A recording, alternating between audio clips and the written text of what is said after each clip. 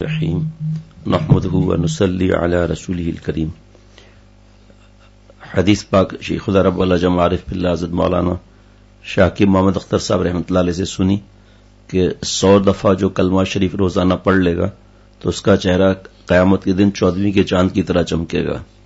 اللہ تعالیٰ انشاءاللہ ایسے اعمال حضرت عطا فرمائیں گے. حضرت نے فرمایا اللہ تعالیٰ ایسے اعمال عطا فرمائیں گے جس سے منہ اجلا کرنے والے اعمال ہوں گے اور منہ کالا کرنے والے اعمال سے اللہ تعالیٰ بچائیں گے.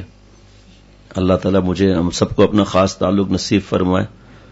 رات کو کوئی تھا کسی کا مسئلہ اوریجنل سیٹ، ہاں اب صحیح ہے. جو اللہ نے نعمت دی ہے اس کو استعمال کرنا چاہیے. تو یہ نہیں چھوٹ رہا، یہ نہیں چھوٹ رہا، یہ نہیں چھوٹ رہا گناہ. بھائی جو آپ کو گناہ چھوڑنے کے لیے بتایا، مشورہ دیا، اس پہ عمل ہوا؟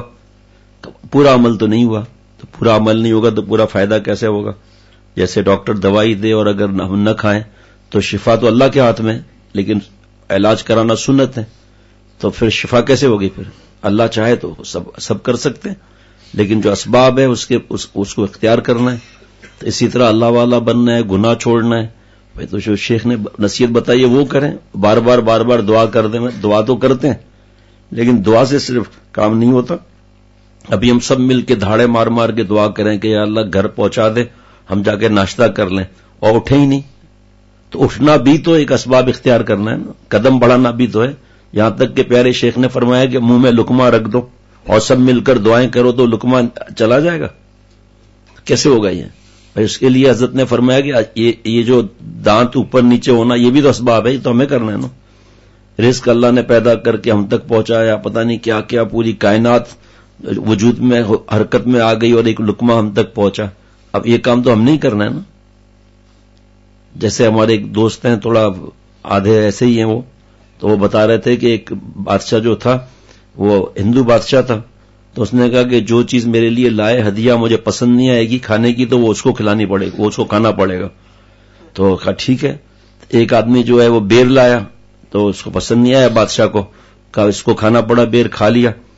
اس کے بعد جو ہے نا وہ ہندو آیا، وہ سیب لایا تو سیب بادشاہ کو پسند نہیں آیا، اب تم کھاؤ. ایسے نہیں، پورا نگلنا ہے پورا. اب وہ نگلتے آپ کو بتایا کیا اس کی حالت بھی ہوگی.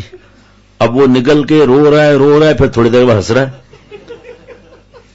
بادشاہ نے کہا پتہ نہیں، اب وہ رو رہا ہے، چیخ مار رہا ہے، سیب کہاں سے نکل سکے گا، اور ہنس بھی رہا ہے. بادشاہ نے کہا بے گدھے، ہندو کو کہا بے گدھے تو رو رہا ہے تو میری سمجھ میں آ رہا تو ہنس کیوں رہا ہے؟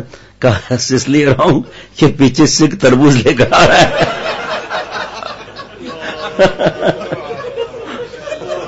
تو ہمارا بھی یہی حال ہے کہ عمل کرنا نہیں ہے، صرف بیان کر لیا بس بھائی. اور عمل کے موقع پر شیخ دعا کر دو. شیخ دعا کیوں نہیں کرے گا؟ شیخ اپنے لیے بھی کرے گا، لیکن اگر خود بھی دعا کرے اپنے لیے اور عمل نہ کرے تو کیسے عمل ہو جائے گا؟ عمل تو ہم نے اپنے ہی کرنا ہے نا.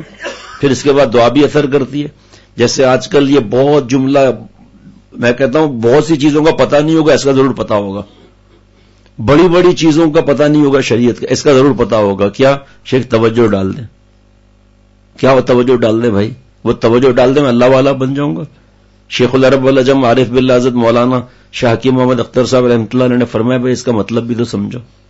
اگر شیخ کے ہاتھ میں سب کچھ ہوتا تو پیارے نبی صلی اللہ تعالی علیہ وسلم کی نالین مبارک میں جو ایک ریت کا ذرہ لگائے، ذرہ کتنا ہوتا ہے کچھ بھی نہیں بتا بھی نہیں سکتا آدمی ذرہ کتنا ہوتا ہے. اس ذرے کے کھروڑواں حصے پر تو ولایت ملتی ہے. فرمایا حضور صلی اللہ تعالی علیہ وسلم ابو طالب کے لیے کتنا روئے، توجہ ڈال دیتے مسلمان ہو جاتے، توجہ ڈالتے مسلمان ہو جاتے. فرمایا بزرگوں کی توجہ کو نعوذ باللہ اپنے پیارے نبی صلی اللہ تعالی وسلم سے بڑھا دیا. صحابہ رضوان اللہ علیہ مجمعین پورے دنیا میں پھیل گئے، جہاں جاتے نظر توجہ ڈالتے جاتے، سب مسلمان ہوتے جاتے، پھر تو کوئی مسئلہ ہی نہیں تھا. فرمایا اور اسی طرح شیخ توجہ ڈالے، سب بیٹا اللہ کا ولی، بیٹیا اللہ کا ولیہ، بیوی اللہ کا، سب جناب اللہ والے بن گئے توجہ ڈالنے سے. پھر یہ مجاہدات اور یہ سب کیا چیزیں؟ فرمایا توجہ کی حقیقت سمجھنے کیا ہے؟ توجہ کی حقیقت ہے سنت کا عمل، دعا. یہ ہے. اور دعا کب کام آئے گی؟ جب عمل کریں گے. خالی توجہ ڈالنے سے بس پھر روزہ نماز کچھ بھی نہیں کریں، نظر کی حفاظت بھی نہیں، کچھ بھی نہیں، بس توجہ ڈالتے جائیں. جو لائن لگی ہوئی ہوگی جو آ رہا ہے توجہ ڈال رہے ہیں اللہ کا ولی بن رہا ہے، تو پہلے اپنے پر تو توجہ ڈالیں، ہم بھی تو اللہ کے ولی بن جائیں۔ فرمایا توجہ کی حقیقت صرف اتنی ہے کہ فرض واجب سنت موقدہ کریں، گناہ سے چھوڑنے کا مجاہدہ اختیار کریں، تکلیف اٹھائیں، پھر اللہ والا یا اس کا غلام دعا کرے گا، اللہ تعالیٰ کام بنا دیں گے، جو کمی بیشی اللہ دور فرما دیں گے۔ عمل کچھ نہ کرے، توجہ ڈال دیجئے۔ تو فرمایا سنت طریقہ توجہ کا مطلب یہ ہے کہ دعا، اور دعا ظاہری بات ہے، ایک آدمی تھا وہ ایک اللہ والے کے بعد 3 برس تک جاتا رہا کہ دعا کر دیں، بڑا شوق ہے کوئی ابو ابو بھی کہے، وہ 3 سال تک دعا کرتے رہے۔ 3 برس کے بعد پوچھا کہ بھائی آپ کے آخری شادی کب ہوئی ہے؟ کبھی شادی ہوئی ہی نہیں ہے۔ کبھی شادی نہیں ہوئی، بچہ پھر کیا تیرے پیٹ سے نکلے گا؟ شادی کر، سنت کے مطابق طریقہ اختیار کر، تو بھی مانگ میں بھی مانگتا ہوں۔ اور پھر دل جاری کر دیجیے۔ جہاں بیانات ہوتے ہیں تو بہت جگہ پر ایسا بھی ہوتا ہے کہ 1 یا 2 آدمی، ایک تو بڑی مشکل یہ ہو گئی ہے کہ ہاتھ ملاتے ہوئے اس انگوٹھے کو پیچھے کرتے ہیں، حالت خراب ہو جاتا ہے آدمی کو۔ حضرت نے فرمایا کہ یہ مشہور ہے کہ جس کا انگوٹھا پورا یہاں تک مڑ جائے وہ اللہ کا ولی ہے، ہڈی نہیں ہوگی، ربڑ لگا ہوا ہوگا، پورا یہاں تک مڑ جائے۔ ایسا ڈر لگتا ہے کہ ہڈی نہ توڑ دے۔ بھائی ولایت اتنا آسان ہے، فرض واجب سنت موقدہ کرنا ہے، اللہ تعالیٰ کو ناراض نہیں کرنا ہے، چاہے وہ گھاس کودنے والا کیوں نہ ہو، اللہ تعالیٰ کو ناراض نہیں کرنا ہے بس۔ حضرت نے فرمایا، پیارے شیخ نے، اللہ تعالیٰ حضرت کی بس بے حساب اپنی نعمتوں سے مالا مال فرمائے، ہر لمحہ اللہ تعالیٰ حضرت کے درجات کو بلند فرمائے۔ حضرت میر صاحب رحمۃ اللہ علیہ کے درجات کو اللہ بلند فرمائے، جن کے ذریعے ہمیں حضرت کا مال ملا۔ فرمایا کہ بیج بونے کے بعد کسان کیا خاموش بیٹھا رہتا ہے؟ خاموش تو نہیں بیٹھا رہتا، وہ کام کرتا رہتا ہے، دعا کرتا رہتا ہے، اس کے بعد وہ پودا اگاتا ہے، اس کے بعد کبھی آس پاس گھاس اور جھاڑ جھنکاڑ بھی ہوتے ہیں، تو کسان کا کیا کام ہے کہ اس کو نکالتا رہے گھاس وغیرہ کو، تاکہ پودے میں طاقت بڑھتی رہے۔ فرمایا بس شیخ جو ہے کسان ہے، بس بیج اللہ نے بویا ہوا ہے پہلے سے ہی، اب اس پر تقویٰ کا تیل پانی وغیرہ دیتے رہو، کھاد دیتے رہو، اور شیخ یہ کام کرے گا کہ وہ جھاڑ جھنکاڑ جو گناہوں کے ہیں اس میں نکالنے میں مدد کرتا رہے گا، محنت آپ کرتے رہو، دعا وہ کرتا رہے گا، مشورے آپ دیتے رہو، انشاءاللہ اللہ کے عشق کا پھل نکل آئے گا۔ مایوسی کی تو کوئی بات نہیں ہے۔ تو ایک اور اس معاملے میں مسئلہ یہ ہے کہ دل جاری کر دیجئے۔ یہاں کبھی کسی بیان کے بعد کوئی آدمی میرا ہاتھ اپنے ہاتھ پہ رکھ لیتا ہے، دل جاری کر دیں۔ دل کیسے جاری ہوگا بھائی؟ حضرت مجدد رحمۃ اللہ علیہ سے کسی نے ضد کی، دل جاری کرا دیجئے۔ فرمایا بھائی شریعت سنت پر چلو، یہ دل جاری ہونا ویسے ہی دل جاری کرا دیجئے، اور ضد کرنے لگا۔ تو ایک مثال بتا رہا ہوں کیونکہ مجھے جگہوں کے نام تو یاد نہیں ہے، کہ جیسے حضرت مجدد رحمۃ اللہ علیہ یہاں ہیں تو فرمایا ٹھیک ہے، جو ایئرپورٹ کی جو نئی چیک پوسٹ بنی ہے نا، دوڑتے ہوئے جاؤ، اس کو چھو کر آ جاؤ، تمہیں آگے تو جانے کے دیں گے نہیں، چھو آ جاؤ۔ تو وہ وہاں بھاگتے بھاگتے پہنچا، پھر بھاگتے بھاگتے واپس آیا، حضرت میں چیک پوسٹ کو چھو کے آ گیا، دل جاری کرا دیجیے۔ فرمایا دل تو آپ کا جاری ہو چکا نا، اتنی دل کی سپیڈ بڑھی ہوئی ہے، اس سے زیادہ اور کیا جاری کرانا ہے آپ کا دل؟ یہ حضرت کی سب باتیں حضرت سے ہی سنی ہوئی ہیں۔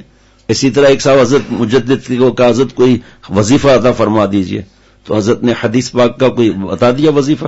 حضرت تھانوی رحمۃ اللہ علیہ نے کہا حضرت کوئی اسپیشل وظیفہ چاہیے مجھے، تو حضرت نے قرآن پاک کا کوئی بتا دیا۔ کہا حضرت نہیں، مجھے تو آپ کے سینے سے اسپیشل مال چاہیے۔ فرمایا بیوقوف، قرآن پاک حدیث بڑھ کر کیا ہوگا؟ کہا حضرت وہ کچھ اللہ والے کے بعد راز ہوتے ہیں نا سینے کے، تو مجھے کچھ سینے کا وظیفہ چاہیے۔ کہ بھائی ہمارے سینے میں تو بلغم ہے، چاہیے تو ہاتھ آگے بڑھا دیں۔ بس شریعت اور سنت کا راستے کے علاوہ کوئی چیز نہیں ہے، شریعت اور سنت کا راستہ۔ سنت کا راستہ اسہل بھی ہے، اکمل بھی ہے، اجمل بھی ہے، اس لیے اس راستے کو چھوڑ کے کس راستے پر جائیں بھائی؟ اللہ تعالیٰ مجھے اور سب کو اپنا خاص تعلق نصیب فرمائے۔ صبح انشاءاللہ 11 بجے یہاں مجلس ہوگی اللہ تعالیٰ کی رحمت سے، اور عصر سے مغرب ماڈل کالونی میں مسجد اشرف ہے، وہاں انشاءاللہ تعالیٰ آج بیان ہوگا۔ خواتین کا انضام سہیل احمد صدیقی میاں کے یہاں پر ہوگا۔ السلام علیکم ورحمۃ اللہ وبرکاتہ۔